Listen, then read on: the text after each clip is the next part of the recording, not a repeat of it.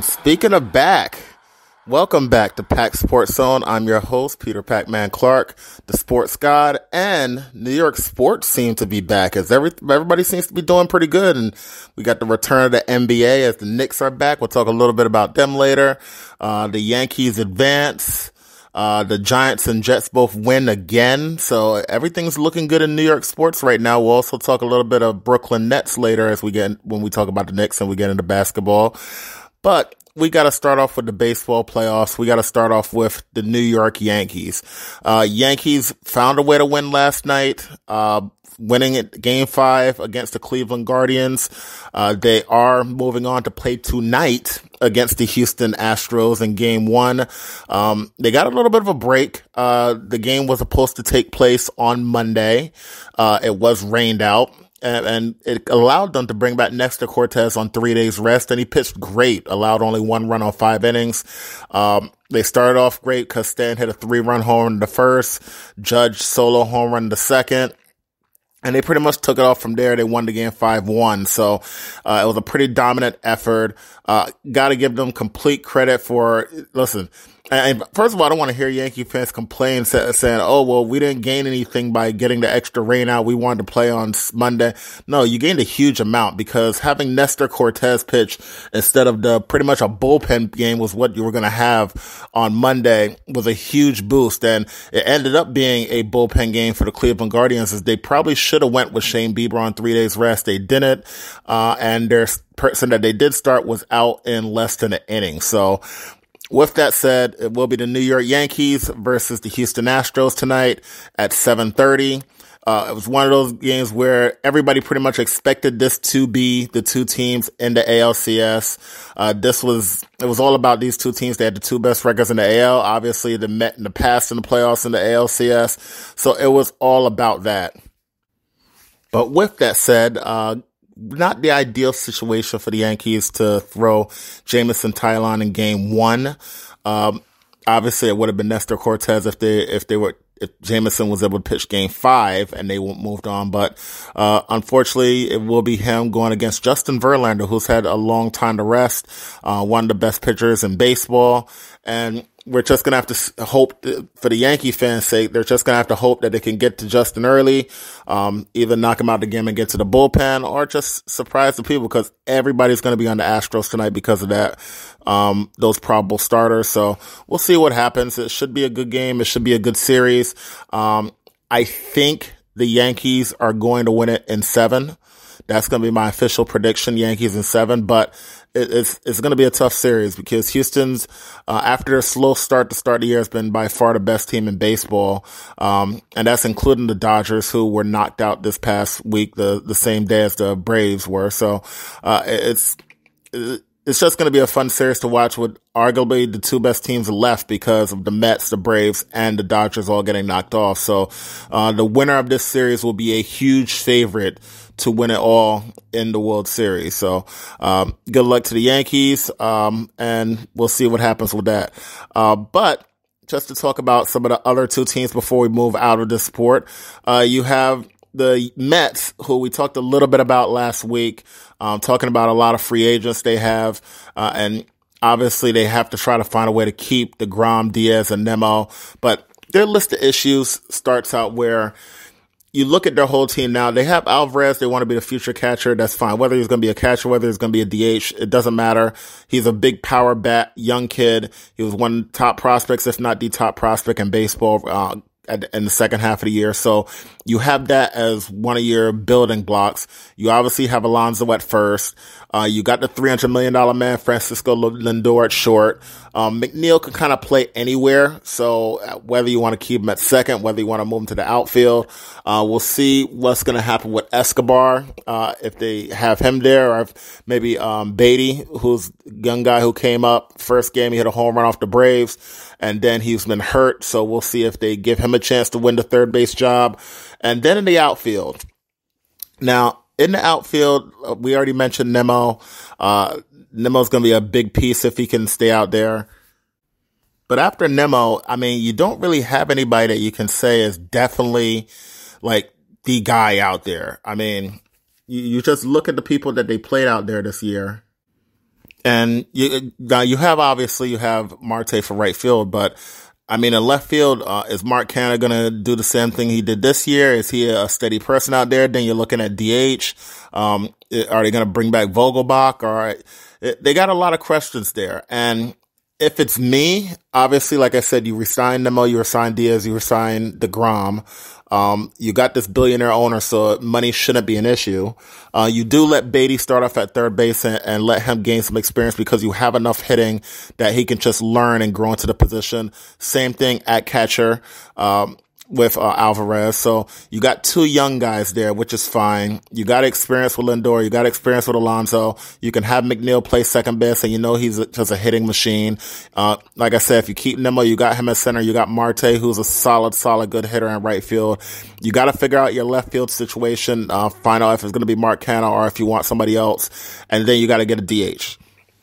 Other than that, it's getting bullpen guys. You got to stop pitching Diaz in the 7th or 8th inning in big situations. You got to get two guys that can come in and pitch the 7th, pitch the 8th, so that Diaz can stay in the 9th and just dominate every single time in the 9th inning. You got the starting pitchers. So, and you're 4 deep, 5 deep with starting pitchers that you know they're going to go 6 innings, go 7 innings. At some point, when they're healthy, Max and DeGrom could go 8 innings. But you got to make sure that you have people that they can hand the ball off to in the 7th and 8th inning to get the ball to Diaz. You got to find those bridges. And that's something that they've tried with Seth Lugo. They've tried with other people, and it hasn't worked. They need to finally bite the bit and get some good relievers in there. You look at all the top teams, and a lot of them have either you have your one closer and then you have somebody that was a former closer. You got to do something like that. You got to get somebody that, when Braves went out there, and it wasn't for last year, it's pretty much the next year when they went out there and got Kirby Yates. You got to get somebody in there that has experience with late game situations and clutch situations. So, that's the big deal what the Mets have to do. I mentioned the Braves a little bit, and they were obviously eliminated by the Phillies in 4. They were playing when I had my last show. Now they have been fully eliminated. Strider got beat up in game 3. Morton got beat up in game 4. And like I said, I'm not sure why Morton's being resigned for $20 million. I just think it's a bad situation. If I'm them, there's all the rumors discussing DeGrom. Everybody knows he was a Braves fan growing up. Throw that $20 million into DeGrom's offer and try to get DeGrom to come there, because you already got Max Fried, who I don't think is a real ace. He's a great regular season pitcher. I don't think he's a great playoff pitcher. And if you go through all his playoff appearances, you'll find maybe one per series. He's one on and one off pretty much every with his pitching performances in the playoffs. So, great during the regular season, not great during the postseason. I would like if he was a number 2 guy. And then obviously you got Kyle Wright there. You can talk about Anderson as a 5th. You can talk about whoever you want to with the starters that they have there. They have enough people, but you want that big dog to start game 1. And Fried coming out and pitching bad game 1 against the Phillies kind of set the tone for that entire series. It came out in the first inning and got runs right off of him. So if you're able to get somebody like DeGrom, forget $20 million or more and throw $35 million or $40 million and go and get DeGrom in there and throw for 3 years. And then he can be the number 1 guy. And then Fried will be number 2. Kyle Wright will be number 3. You can have Strider at 4 and Anderson could be the 5th. And you're fine with that, with Soroka coming back off an injury if somebody gets hurt. So that's where I would have gone. But signing back more than $20 million after he had a bad year, gave up 28 home runs in the regular season, then got beat up in its playoff start, I would not have done that if I were them. But their off season is going to be dependent on a couple things, and that number 1 thing will be Dansby Swanson, who's an unrestricted free agent. Then after they decide on that, or if they do get cheap and decide whether they want to move Ozzie to shortstop. He was originally a shortstop, and they switched him to second base when Swanson and him both came up at the same time. Or do they want to go with Grissom at shortstop? He was a shortstop through his whole minor league career, and they switched him to second because Swanson was there and Albies was hurt. So they do have options. Now, I don't think they're going to let Swanson go because the GM raves about him. He talks about how he's a heart of the team and everything. But, I mean, you never would have thought Freeman would have left. So we'll see what happens to that situation. After that, they'll see if they can probably dump Marcell Azuna's contract, which I would love. I didn't even want him on the team last year. But I think the number one thing, obviously, is you got to try to go after DeGrom, go after a number one pitcher. I think signing back Morton is a mistake. I hope that doesn't prevent them from going after a DeGrom, but they need one more starting pitcher in there, and their bullpen's fine. They have one of the best bullpens in baseball. Their hitters just went on a slump. They do have to figure that out, whether they need to get another contact hitter in there. I always tell people in the playoffs, you need 2 to 3 contact hitters on your team. And teams like the Yankees, and that's why they're struggling right now. Teams like the Braves, they hit a bunch of home runs, but they also strike out a lot. You gotta have those couple guys, because when you're going against a top starting pitcher, or ace, or number 2, or top reliever, you have to be able to foul pitches off, get dinks into the outfield, get broken bat hits, just make contact, move runners along. Striking out does so much bad. You gotta remember, the only thing worse than a strikeout is a double play. So you gotta find some way to put the bat on the ball, because you can have, yes, they can throw you out, but you can also have an error. You can also beat it out with your speed. You gotta be able to do those little things and play small ball in the playoffs that help you win, because as much as you can power through teams in the regular season and just beat them to death with the home run, that's not going to happen in the playoffs. And that's why teams like the Braves and the Yankees typically don't do well in the playoffs. If you remember last year, the issue with the Braves is a lot of their top big hitters were hurt.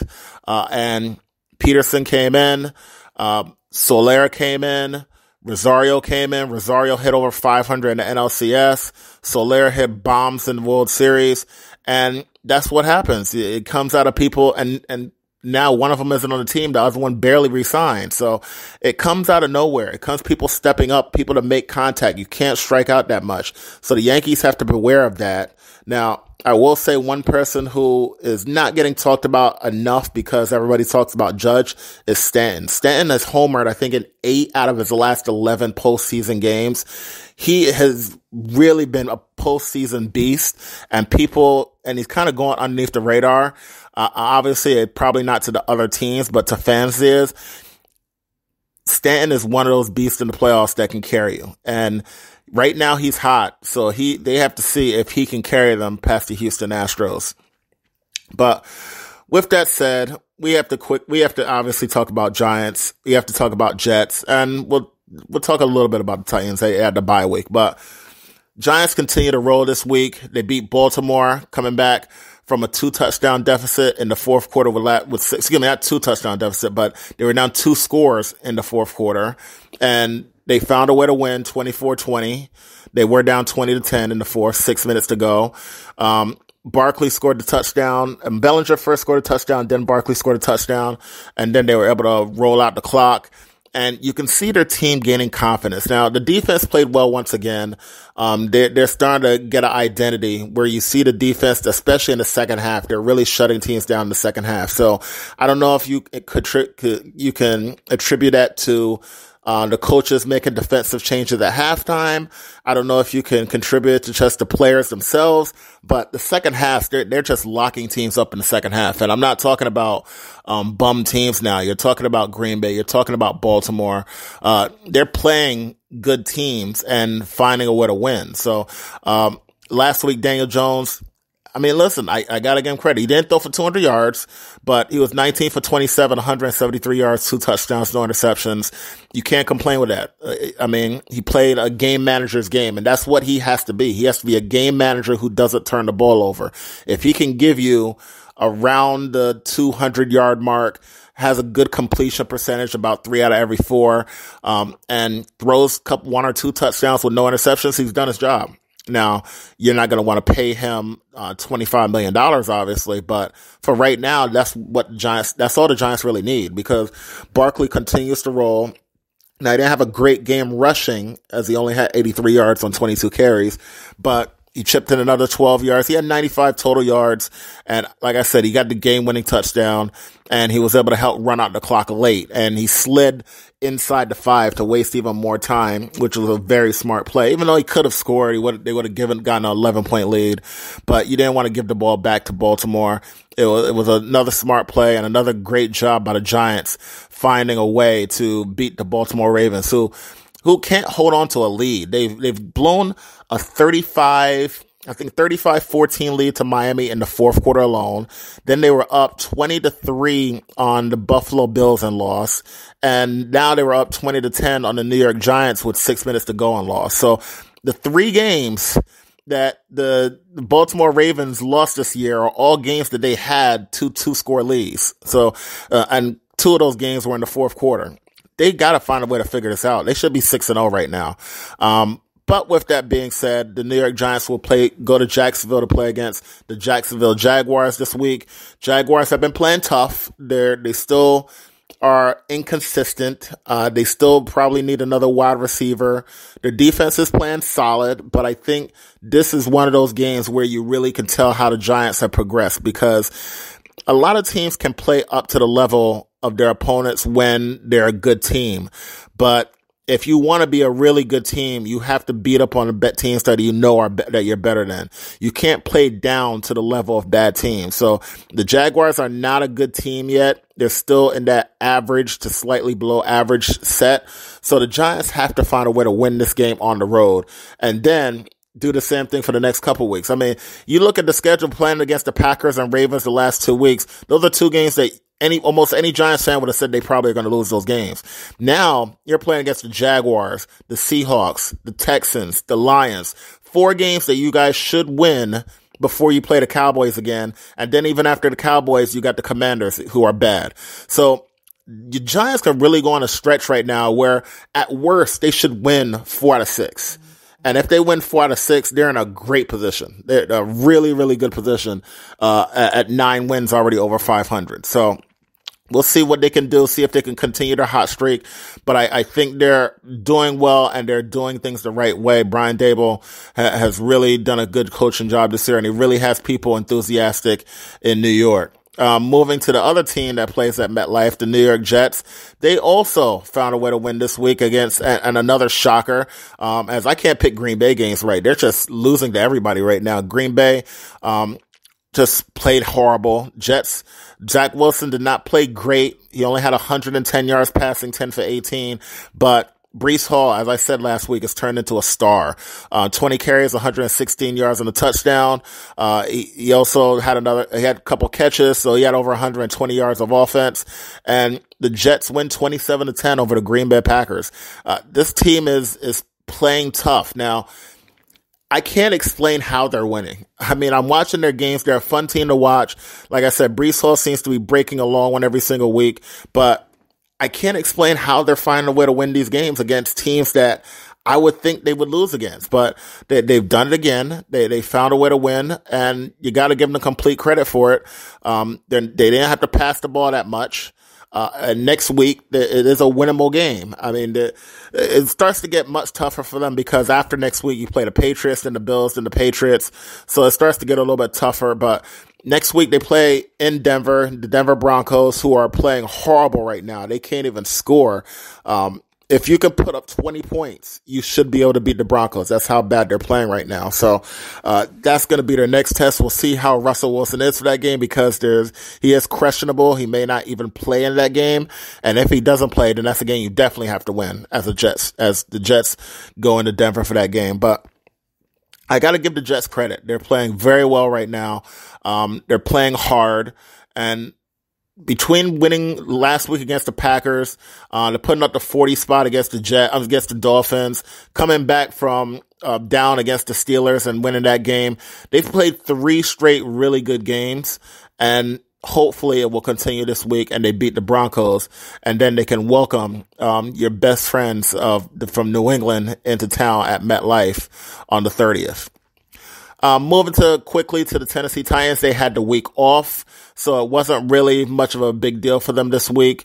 Some of the things that they just need to take care of is getting people on the right page. I mean, they had the week before they had a close win versus Washington. It was sealed with David Long interception under a minute left, and obviously the King Henry had over 100 yards, 132.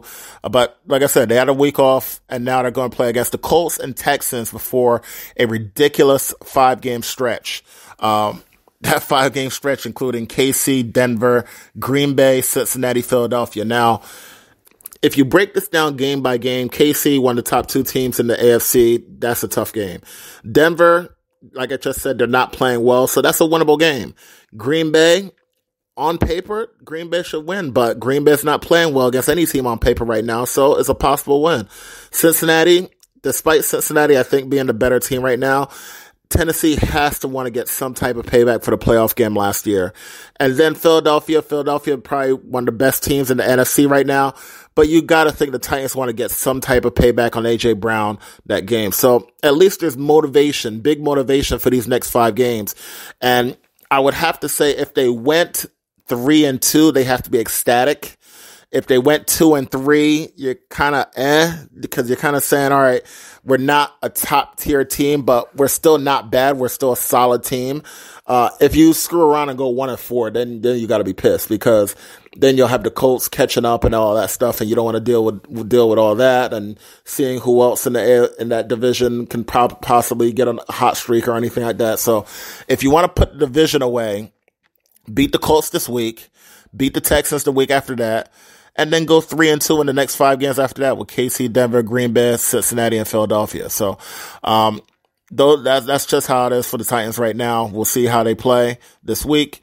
But got a little basketball to talk, as last night we had the opening 2 games on TNT. Good to see the TNT crew back on there.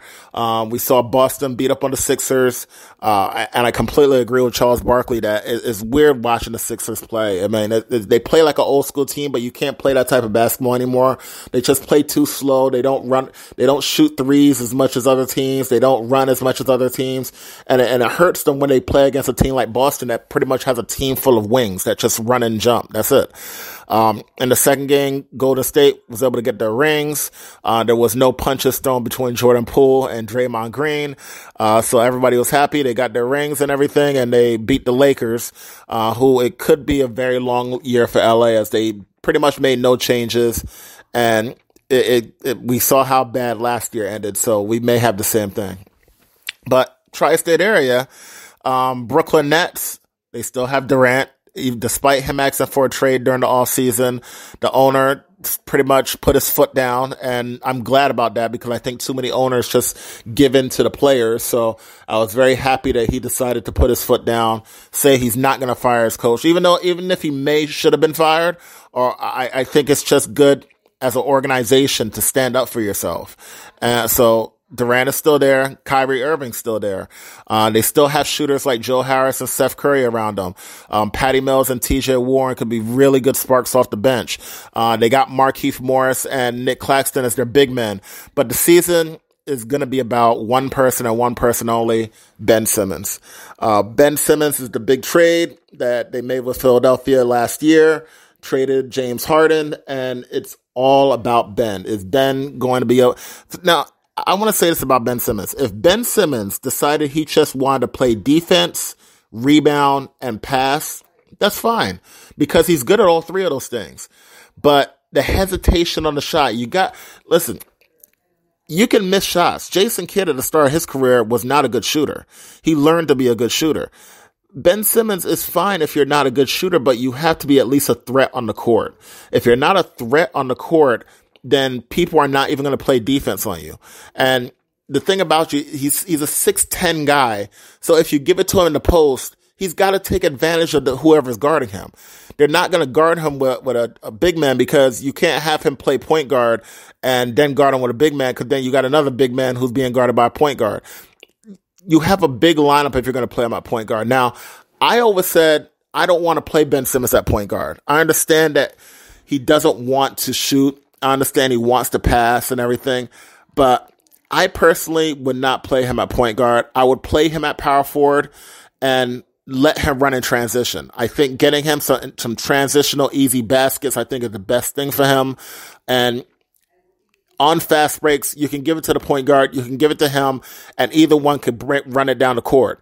I just don't think setting up the offense with Ben Simmons makes sense, because when you set up the offense, the point guard is on the outside and he doesn't shoot. So you're just wasting away a player on the outside. While if you set up the offense with a point guard and have Ben Simmons underneath or 10 feet from the rim or around that 10 feet from the rim, now he can grab a rebound. You can give it to him in the post and he can shoot over somebody close to the rim. You got to be able to manage these type of situations. So we'll see if the Nets are able to do that with them. If they are, once again, they'll be a contender in the East. If they don't, they'll be talked as as contenders, and they'll lose probably in the first or second round. That's just flat out how it'll be. New York Knicks, they still got Randall. They still got Barrett, so they got two good players. They actually obviously have the shot blocker and Mitchell Robinson. I'm personally not a fan of Evan Fournier. I think they got to find some way to get that contract off the books. I didn't like the signing when they did it. I am, however, a big fan of Obi Toppin if he's unleashed. And that's where it comes down to the 2 points for the Knicks being good or not. First point is Brunson. They went and got Brunson. They paid him a lot of money to be the point guard.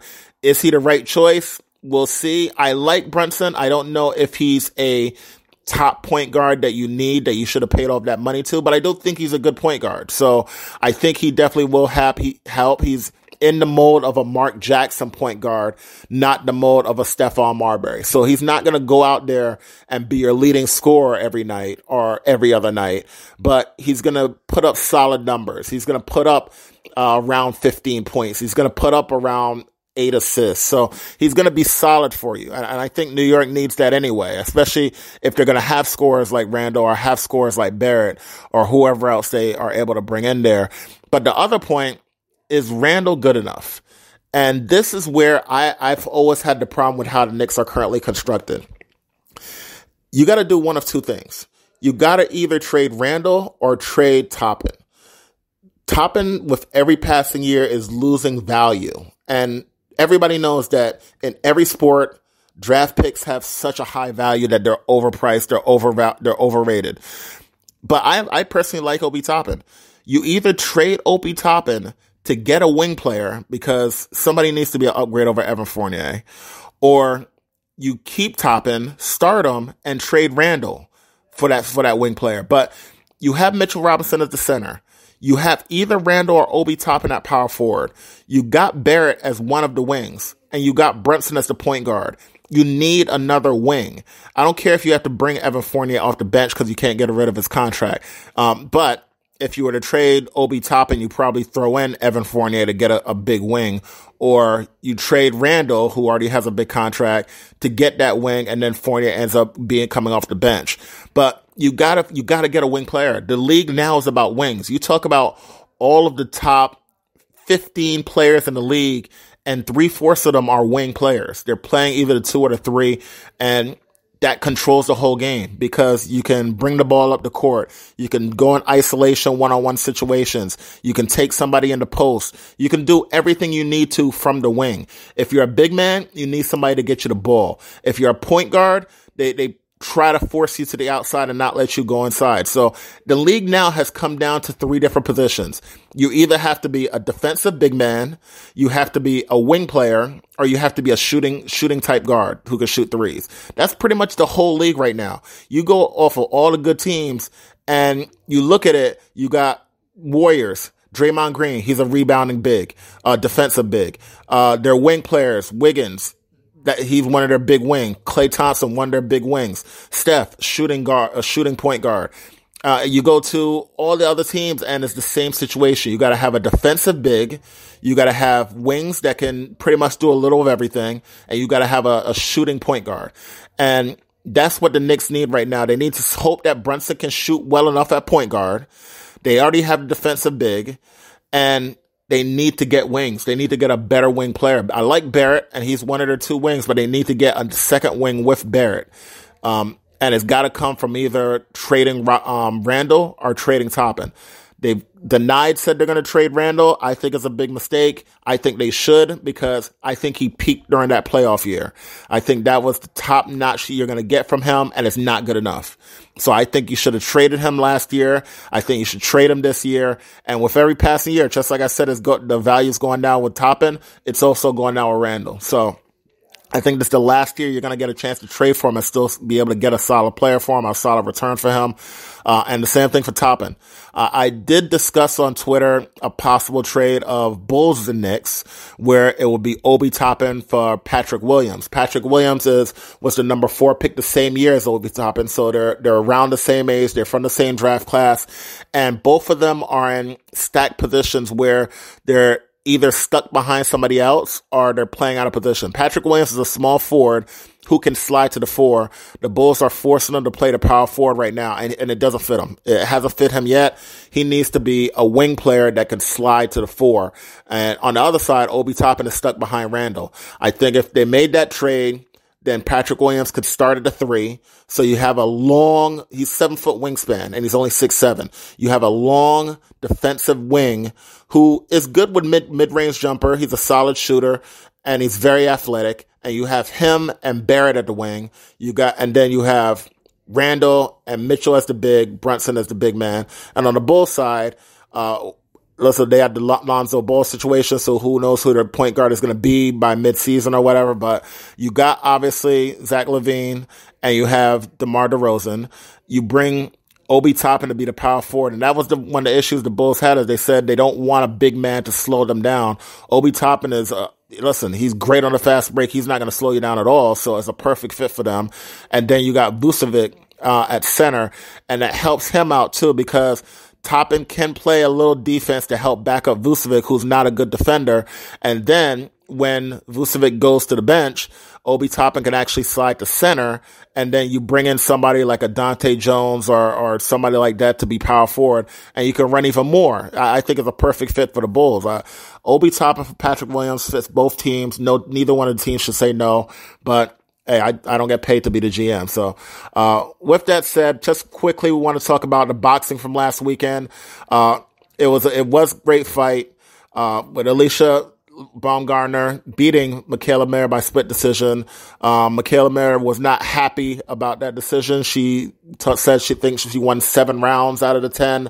I disagree. I think Baumgartner won the first 3 rounds, then they won, and then she won, I think, 7 and 8, and then 10 on my scorecard. So she won 6-4, in my opinion. But we'll see if they get a part 2 or if Baumgartner will go to unify all the belts. But it was a good fight. I would like to see the rematch, but too much talking from Mayer. She needs to just take the loss and come back strong, because she lost that fight.